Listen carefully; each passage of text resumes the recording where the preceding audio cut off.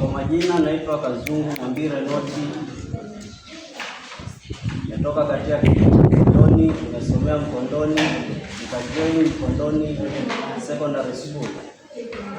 Nilibahatika kufanya masomo yangu na kupata alama ya B points 70. Okay. Umesema unataka kujiunga na chuo chetu.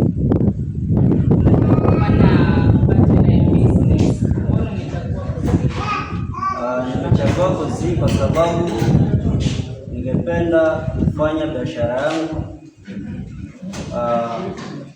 Kwa hiyo ningehitaji kujua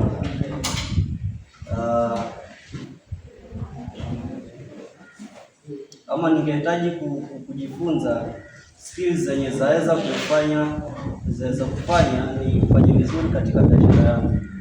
Okay, mbona ulichagua chuo? Nilichagua chuo hiki kwa sababu nilipata kwenye mtandao kwamba kuna mafunzo mema na kuna wanafunzi wanafanya vizuri katika hii shule. Ndani ya miaka mitano kwa matarajio yangu katika miaka mitano ijayo, najiona nikifanya biashara zangu na kusaidia watu kadhaa nyumbani. Sawa. Upande wa school fees utalipaje?